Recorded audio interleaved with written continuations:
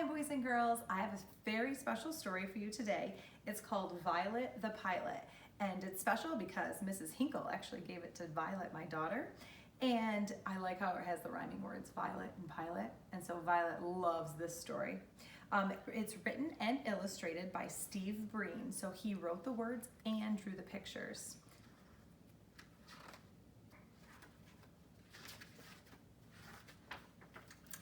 Everyone in town knew that Violet Van Winkle was a little different. For starters, she and her parents lived in an odd-looking house next to the junkyard her father managed. And while other girls were playing with dolls and tea sets, Violet played with monkey wrenches and needle-nose pliers. Violet was a mechanical genius. By the time she was 2, she could fix almost any broken appliance in the house. By 4, she could take apart the grandfather clock and completely reassemble it.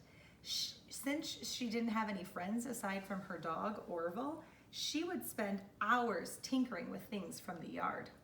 Violet's parents were very proud of her, although they weren't too happy the time she put the lawnmower engine on her cousin's tricycle.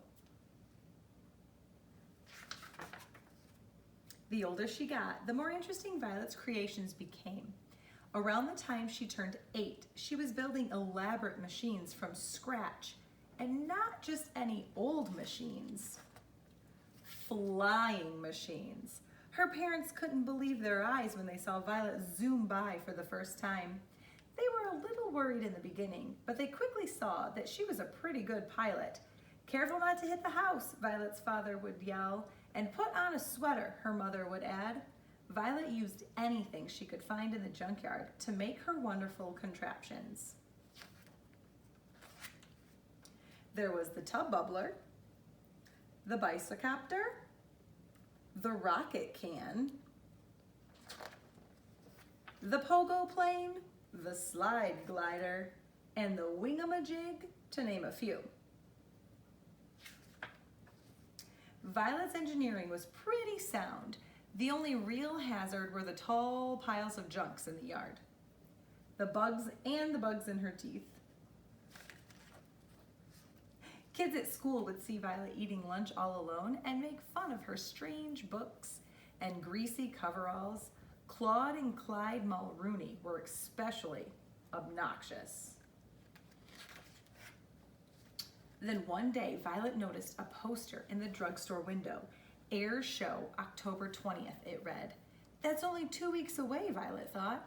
Can kids fly in the show? Is a homemade aircraft allowed? That night, Violet sat in her room thinking about the air show.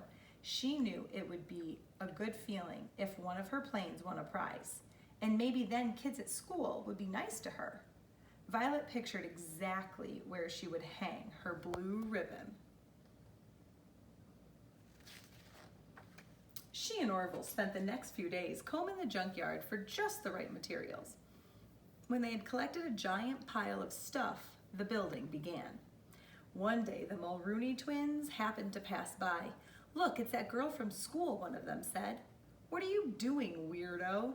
"I'm building an airplane," she told them. The twins exploded in laughter, then mumbled something mean as they walked away. Orville barked at the boys, but Violet just went back to her project. "Take it easy, buddy," she said. "We're too busy to worry about them."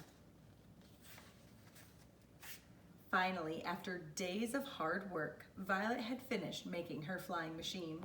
She named the magnificent new craft the Hornet.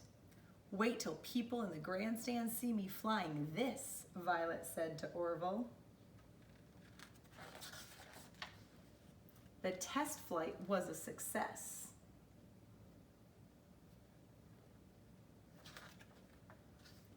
On the day of the big air show, Violet took off, bursting with excitement. Her parents' faces had beamed with pride when they wished her luck, and she thought about that as she flew through the clear autumn sky. She calculated that the trip would take about 20 minutes. She would arrive just in time for the start of the air show. Suddenly, something caught Violet's eye. In the river below was a group of people waving frantically. Violet lowered her altitude to get a better look. A troop of Boy Scouts had run into trouble while canoeing. Violet knew she had to help. fast. It wasn't easy rescuing all the boys, but Violet piloted the Hornet with careful precision.